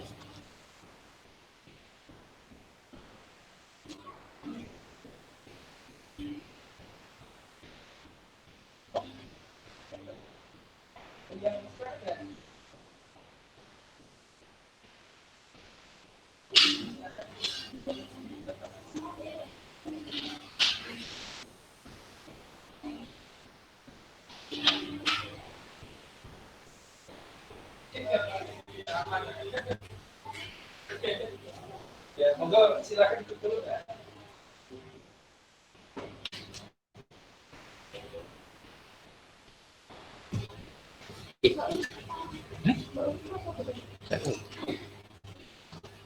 Oke, kita lihat yang sebentar. Jadi, untuk menentukan metode pelaksanaan yang tepat, itu tidak bisa hasil satu orang saja. Itu biasanya merupakan hasil pembahasan, brainstorming, diskusi, ya, dari berbagai pihak, ya, berbagai bagian, ya, yang tahu, dan juga referensi dari berbagai sumber. Sehingga nanti hasilnya adalah suatu cara yang paling tepat, cepat untuk melaksanakan pekerjaan, ya. Dituangkan dalam bentuk gambar-gambar dan urutan kerja, ya. Prosedur, instruksi kerja nanti digunakan sebagai acuan di lapangan. Nah, kadang-kadang walaupun sudah direncanakan, nanti di lapangan belum tentu bisa dilaksanakan juga, tergantung kondisi lapangan, ya. Namanya proyek itu kan dinamis, ya, bisa berubah-ubah. Nah, makanya dituntut di sini personel yang pinter gitu, ya.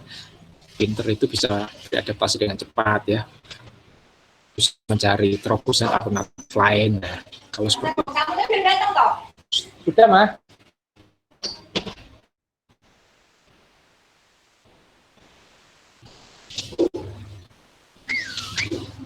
Nah, kalau seperti itu nanti menguntungkan perusahaan kalau punya staff seperti itu ya, bisa menghemat.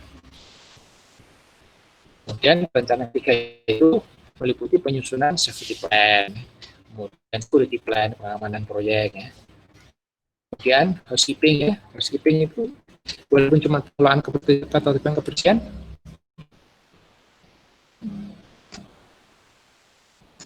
itu penting ya, karena nanti menyangkut pelaksanaan pekerjaan juga ya. Kalau lokasi pekerjaan kotor, dia bisa mengganggu. Nah, target dari perencanaan ketiga adalah zero accident. Tidak boleh ada kecelakaan kerja. Ya pasti ya, nggak ada kan target 10 kecelakaan kerja atau targetnya 1 kecelakaan kerja, nggak boleh. Harus zero accident. Tidak boleh ada kecelakaan kerja, sehingga memang perlu disusun di sini HSE plan ya, Health and Safety Environment Plan. Safety plan itu harus disusun dengan teliti dan cermat dan dilaksanakan. Untuk membuat jadwal pelaksanaan ada beberapa cara, ya. Bisa dengan baca atau tekan batang, network planning yang pakai bullet itu dan lain-lain. Bisa dibuat secara manual, pakai manual, ya. Itu dihitung secara manual atau manual tapi pakai Excel misalkan, atau bisa pakai software khusus seperti Microsoft Project, Primavera dan lain-lain. Biasanya yang pengguna adalah diagram tanggal bacat karena mudah, sederhana, dan mudah mengerti ya. Cuma ada urutan pekerjaan, kemudian di sebelah kanannya ada jadwalnya kan, berapa hari, berapa minggu itu kan. Nanti kasih garis kan, cukup mudah dimengerti.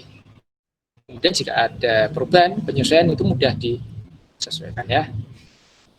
Nah, untuk membuat jadwal diperlukan data seperti nilai dan bobot masing-masing item. Ini bisa dicari karena nanti di dalam RAP tiap-tiap pekerjaan itu ada nilainya. Tiap-tiap sub pekerjaan ada nilainya. Tinggal nanti diperbandingkan dengan nilai RAP total. Dapat persentase kan? Nah, itu. Dan durasi waktu ini harus diketahui dalam melaksanakan pekerjaan ya. Berapa lama waktu diperlukan untuk menyelesaikan pekerjaan itu? Ya, ini kan tergantung dari volume pekerjaan, tergantung dari jumlah tenaga kerja yang mengerjakan dan lain-lain. Biasanya mengerjakan ini juga orang yang mengetahui ya, seperti pelaksana, estimator ya, yang sering di lapangan ini yang tahu banget. Kemudian urut-urutan pelaksanaan. Ada pekerjaan yang harus nunggu pekerjaan sebelumnya selesai. Ada yang bisa overlap ya. Ini sudah selesai sedikit, bisa dilaksanakan sambil ini terus menyambung dan seterusnya. Kemudian total waktu penyelesaian itu seberapa? Kalian harus selesai 3 minggu misalnya. Dan struktur harus selesai dalam 2 bulan dan setelah itu harus tahu.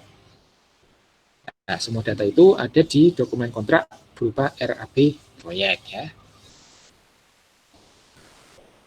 Nah, kemudian bisa dibuat kurva S. Nah, kalau sudah dibuat bar chartnya, kurva S merupakan hasil plot. Jadi bar chart tujuannya untuk mempermudah melihat kegiatan-kegiatan yang masuk dalam suatu jangka waktu pengamatan progres.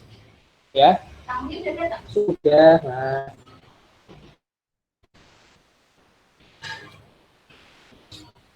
Kurva S dibuat dengan sumbu vertikal sebagai nilai kumulatif biaya. Ya, jadi sumbu yang atas itu biaya, kemudian sumbu yang horizontal itu waktu. Jadi di sini hubungan antara waktu dengan biaya. Nah, nanti visualisasi dari kurva S memberikan informasi mengenai kemajuan proyek.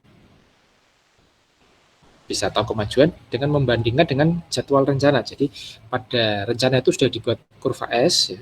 Kemudian saat pelaksanaan itu nanti dilihat progresnya dan diplotkan. Nah, bisa jadi nanti hasil plotnya itu aktual di lapangan itu sesuai dengan rencana. Ya, bisa 3 kemungkinan, sesuai, lebih cepat, atau lebih lambat. Kan gitu. Yaitu nanti bisa diplot per minggu atau per hari ya, tergantung dari bar chartnya itu dalam apa, dibuat dalam per hari atau per minggu. Mungkin ada yang nanya, kenapa sih namanya kurva S? Nah, kenapa bukan kurva X, kurva C? Nah, karena grafik linier yang terjadi pada jadwal pelaksanaan itu bentuknya harus menyerupai huruf S miring. Nah, kalau Anda bikin grafik, ya, sumbu vertikal itu biaya, sumbu horizontal itu waktu, itu kan logikanya kan harusnya miring ya, miring dari 0 sampai ke kanan ke atas gitu ya. Nah, tapi ternyata kan nggak bisa lurus. Mengapa nggak bisa lurus? Karena ada 3 tahapan proses pelaksanaan yang kecepatan penyelesaiannya itu berbeda-beda. Ya. Tadi ya, saya susun ada 3 tahapan pelaksanaan pekerjaan. Persiapan, konstruksi, dan finish. Persiapan itu akselerasinya lambat, percepatannya lambat. Tapi di bagian konstruksi, akselerasinya relatif cepat dan bobotnya cukup besar. Kemudian dapatnya dari tahap finishing, akselerasi dan bobotnya kecil, prosesnya lambat. Jadi nanti kalau digambarkan itu seperti ini. Nah, bentuknya kan mirip S. Di tahap awal persiapan ya. Persiapan itu kan nanti pendahuluan ya. Pendahuluan itu misalkan survei lapangan, misalkan ya. Kemudian nanti ada persiapan lahan, mungkin ada persiapan yang lain ya, air kerja, semuanya itu masuk persiapan ya. Mobilisasi gitu kan. Ini kan sifatnya lambat. Nah, kemudian begitu semuanya sudah tertata, tersedia, mulailah fase pelaksanaan. Ya, begitu material datang, tenaga kerja datang, sudah bisa dimulai pekerjaan, alat berat datang, ya, sudah bisa digali dan seterusnya, maka bikin pondasi dan sebagainya. Nah, ini sudah mulai nanti menanjak, nanjak, tenaganya datang lagi dan seterusnya ya, sampai nanti masa konstruksinya berakhir. Nah, setelah berakhir nanti masuk kita finishing. Nah, finishing itu nanti lambat lagi. Finishing itu seperti pekerjaan misalnya memasang tegel atau memplester dinding, mengecat, itu kan pekerjaannya lama. Ya. Kalau istilah orang Jawa itu taktik. Ya, memang tidak bisa dipercepat, karena dipercepat itu nanti mempengaruhi kualitasnya. Di finishing memang lama. Atau memasang keramik kamar mandi, itu kan kecil ya, kamar mandi, tapi itu kan lama, keramiknya kecil-kecil banyak, seperti itu. Nah, ini secara normal, ini bentuknya S seperti ini. Apa fungsinya? Fungsi kurva S adalah untuk menganalisis kemajuan atau progres suatu proyek secara keseluruhan. Kemudian untuk mengetahui pengeluaran dan kebutuhan biaya pelaksanaan. Ini kan kelihatan biaya dari situ kan. Kemudian mengontrol penyimpangan yang terjadi pada proyek. Nah, ini bisa diketahui kalau sejak awal rencana sudah dibuat kurva S, kemudian pelaksanaannya juga diplotkan di situ. Jadi nanti ada kurva S rencana dan pelaksanaan. Itu tinggal dibandingkan. Apakah penyimpangannya cukup besar atau sedikit? Di peranan kurva S, karena ini walaupun sudah direncanakan dengan teliti, itu kadang-kadang kondisi di lapangan itu berbeda ya. Nah, jadi dengan adanya kurva S ini kita bisa mengecek ya seberapa besar itu terlambat ya, atau seberapa besar lebih cepat ya. Garis kurva yang berada di atas garis rencana artinya pekerjaan lebih cepat selesai dari perencanaan. Jadi di sini ada penghematan pengeluaran karena begitu lebih cepat artinya tenaganya lebih sedikit, ya kan? Tapi kalau garisnya berada di bawah garis rencana artinya ada keterlambatan. Nah, kalau keterlambatan artinya nanti ada penambahan biaya kan, otomatis tenaganya lebih lama, mengerjakan lebih lama kan. Nah, untuk itu harus dievaluasi penyebabnya apa. Nah, seperti ini nanti kira-kira di awal itu nanti ada persiapan tanah ya.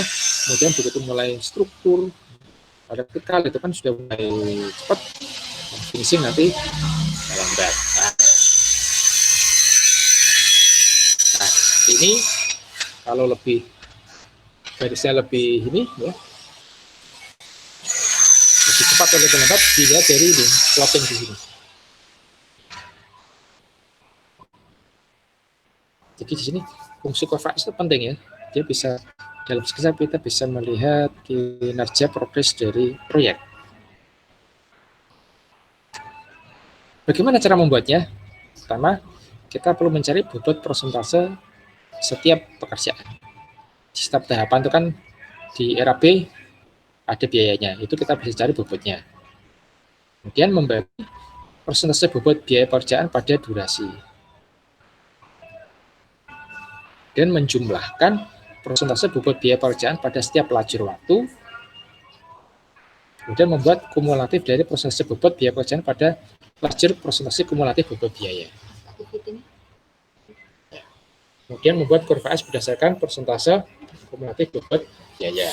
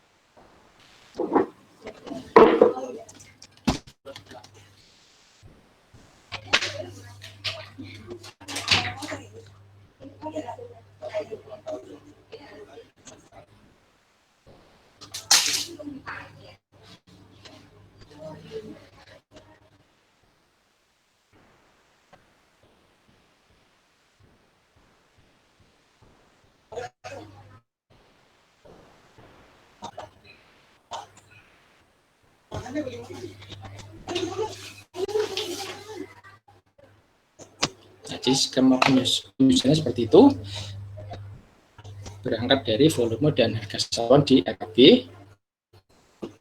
kemudian mencari nilai bobot tiap bagian pekerjaan, nilai bobot tiap kelompok pekerjaan, dan kemudian digambarkan di bar chart-nya. Contohnya sekarang seperti ini, nilai proyeknya 75 miliar, waktu pelaksanaan 8 bulan atau 32 minggu. Nah, ini rekap ya, ini hanya rekap. Kita pekerjaan misalkan persiapan nilainya 200 juta, ini kan nanti ada beribanya ya. 200 juta itu 3 persentase, ketemunya 200 per 7.500 kali 100, 2,7%. Ini ada lagi pekerjaan galian, struktur bawah dan seterusnya, ini nanti dibuat persentase. Kemudian dihitung bobot per minggu. Nah, per minggu nanti tinggal dibagi saja dengan durasinya kan. 2,7 jadi dibagi dengan waktu pekerjaannya. Ternyata itu bisa diserahkan dalam 29 minggu, berarti pekerjaan per 29, berarti per minggunya itu bobotnya 0,09. Mungkin yang lain juga sama, sehingga nanti didapatkan bobot per minggu. Nah, nanti diplotkan di sini. Nah, ini kan 1, 2, 3, 4, 5 yang atas itu bulan, kemudian di bawahnya 1, 2, 3, 4 itu minggu. 1 bulan dihitung di sini 4 minggu ya. Nanti tinggal nanti digambarkan di sini. Tadi ada yang selesai 29 minggu ya, digambarkan di sini. Garisnya 29 minggu, kemudian per minggunya berapa? Di sini ada angkanya. Nah, itu dibuat untuk setiap sub pekerjaan. Bisa dibuat seperti ini ya. Ini kan masih global, bisa saja nanti sampai diuraikan. Di persiapan itu apa saja, di bawahnya ada apa-apa, dihitung lagi. Ada yang terinci seperti itu, ada yang hanya global seperti ini. Nah, nanti di bawah ini, di kolom bawah ini penjumlahan dari yang atasnya. Ini penjumlahan dari bobot-bobot yang di atasnya ini. Jadi nanti ketahuan pada minggu ini itu persentase seberapa. Ini di bulan kedua ada 2 penjumlahan kan, itu. Nanti kemudian di bulan ketiga ada 3 penjumlahan, sehingga nanti bobotnya akan bertambah. Sehingga nanti di bagian tengah itu kan makin banyak pertambahan bobotnya, sehingga nanti bentuknya akan menanjak. Ya kan? Kemudian pada bagian akhir itu sedikit nanti yang dijumlahkan, sehingga nanti melandai lagi. Nah, ini contoh schedule pekerjaan manpower ya. Nanti manpower itu tenaga kerja. Ini contoh tenaga kerja seperti ini. Nanti mungkin ini minggu 1, 2, 3, 4 ya. Ini perlu berapa tukang? Perlu berapa tukang casting? Perlu berapa tukang besi? Perlu berapa tukang cat dan sebagainya. Kemudian ini contoh schedule equipment, nah, peralatan ya. Perlu bar cutter di minggu keberapa? Perlu drop mixer di keberapa? Perlu vibrator di minggu keberapa gitu ya. Ya, ini yang bisa saya sampaikan pada kesempatan kali ini. Dan beberapa materi yang bisa Anda unduh ya, bisa Anda baca sendiri. Ini cukup bagus. Ini ada beberapa buku ya. Ini sebenarnya buku-buku yang bisa Anda dapatkan e-booknya. Manajemen proyek konstruksi, pengantar manajemen. Nah, ini juga dari PTPP ini lengkap sekali. Buku referensi untuk kontraktor bangunan gedung. Nah, Anda bisa unduh, Anda bisa baca. Nanti ini saya unggah di grup ya untuk materi ini. Jika Anda nanti bisa dapatkan link-linknya ini juga. Itu juga ada BIM. Ini BIM saya belum sempat untuk memberikan PPT-nya. Mungkin di lain waktu saya bisa berikan. BIM ini Building Information Modeling, digunakan untuk membuat program agar nanti perubahan pada satu tahapan pelaksanaan bangunan nanti bisa sinkron dengan bagian lain pakai menggunakan teknologi modeling di komputer 3 dimensi. Mungkin seperti itu.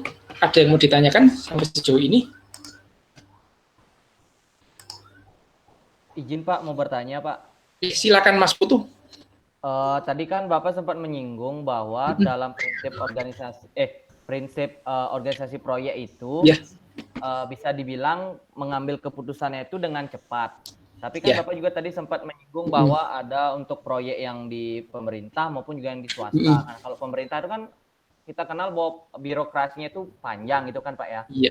Nah, Betul. apakah ketika nanti ada proyek pemerintah, apakah itu kan birokrasi yang panjang itu apa masih bisa mengatakan bahwa prinsip organisasi proyek itu dalam mengambil keputusannya relatif cepat Pak, kan itu juga perlu persetujuan dan sebagainya itu Pak. Iya, betul sekali. Pertanyaan yang bagus ya. Jadi memang kalau kita melihat struktur birokrasi di kantor itu memang cukup banyak levelnya.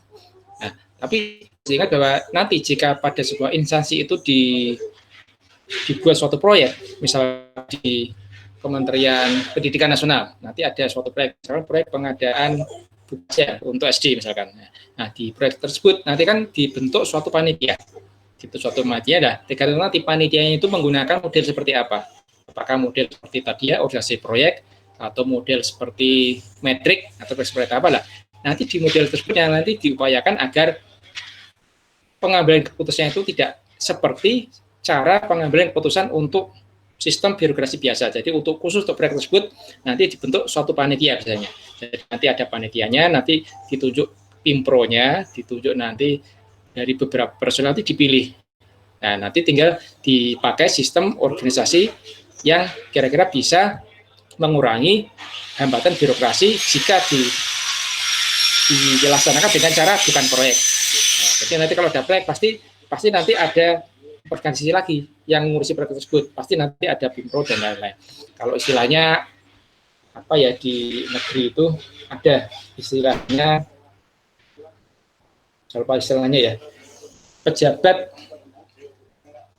buat komitmen. Nah, nanti ada PPK, ya PPK itu kan nanti ada punya tim teknis dan sebagainya. Nah, itu nanti dibentuk sendiri. Jadi lepas dari organisasi jabatan yang sudah ada di kantor. Jadi untuk proyek biasanya nanti ada organisasi khusus. Nah, itu kalau di pemerintah ya. Kalau di swasta pasti lebih bebas lagi. Tapi biasanya kalau di pemerintah nanti ada dibuat struktur tersendiri.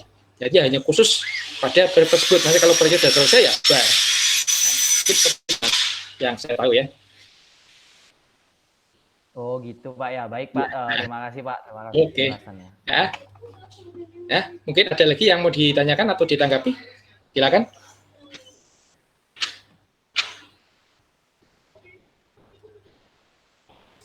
Ini materinya saya share dulu ke grup ya.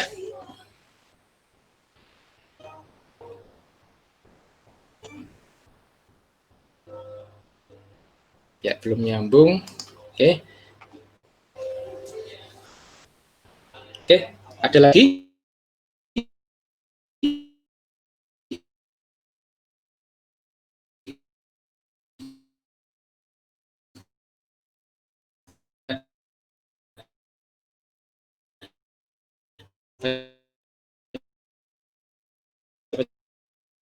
dulu jika nanti terlintas yang belum ada pertanyaan di antara yang rupiah pertanyaan sekarang ini silakan ini nanti saya upload dulu ya bisa.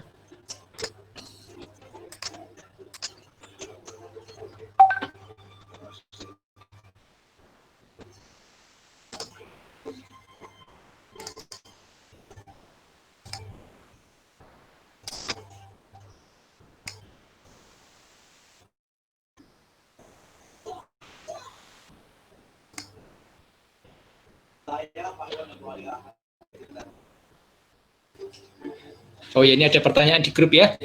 Ada pertanyaan dari Syahnita. Proyek bersifat sementara dengan kegiatan tertentu. Contoh adalah pengadaan buku oleh perpustakaan. Semisal proyek pengadaan buku ini rutin dilakukan 6 bulan sekali dan dilakukan setiap tahun 2 kali. Apakah bisa disebut manajemen proyek pengadaan buku ini sebagai bagian dari manajemen rutin dari perpus? Nah, terima kasih. Nah, oke. Mungkin dari Syahnita ini bagus sekali pertanyaannya. Untuk kalau itu memang judulnya proyek, itu pasti ada tujuan dan sasaran yang berbeda. Jadi walaupun itu rutin dilakukan 6 bulan, tapi pasti nanti ada perbedaan dari segi mungkin jumlah, mungkin dari jumlah bukunya, mungkin dari nilai bukunya, mungkin juga nanti dari tujuan bukunya itu ya, untuk buku SD atau buku apa, mungkin juga bisa berbeda. Karena pasti tidak ada kesamaan ya antara proyek satu dengan proyek yang lain. Pasti kan nanti ada perbedaan dari jenis judul bukunya, mungkin dari jumlahnya, juga mungkin dari jenis harganya. Dan mungkin juga personilnya bisa berbeda, karena untuk proyek pengadaan itu kan biasanya nanti ada ditunjuk beberapa orang yang mewakili dari dinas, misalkan ya nanti kemudian dia membuka lelang dan sebagainya, itu pasti ada. Jadi dinamakan proyek karena memang tujuan dan sasarannya mungkin bisa berbeda-beda. Jadi mungkin Syahnita seperti itu, karena mungkin Syahnita masih bisa nyambung. Oh bisa. Tadi katanya error ya, di pertanyaannya ditulis tidak apa-apa. Jadi mungkin seperti itu. Kalau judulnya memang proyek, artinya itu dia punya tujuan dan sasaran yang tertentu dan pasti berbeda. Nanti kalau ada proyek pengadaan buku lagi, mungkin perbedaannya adalah di materi bukunya yang berbeda, mungkin judulnya, jumlahnya, ya, kemudian mungkin tujuan dan sasaran bukunya itu kemana, itu mungkin berbeda. Sehingga dinamakan proyek, karena memang habis itu sudah selesai. Setelah kegiatan itu selesai, maka anggotanya kan dibubarkan. Artinya ya balik lagi ke kegiatan semula. Itu kan hanya sebagai, kalau sebagai ASN itu kan tugas sampingan ya, karena untuk sebagai anggota tim proyek gitu biasanya. Nah, mungkin seperti itu Mbak Syahnita ya. Oke, ini sudah saya upload, silakan.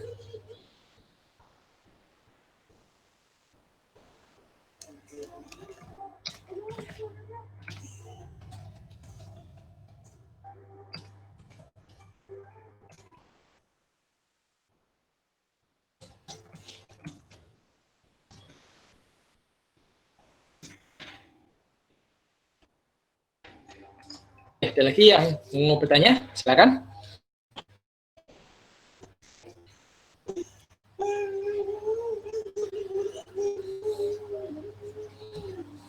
Oke, jika tidak ada atau belum terbetik pertanyaan, tidak apa-apa, nanti Anda bisa pelajari materinya, Anda bisa buka linknya ya. Kalau Anda ingin memperoleh informasi yang lebih banyak lagi, Anda bisa buka linknya di situ.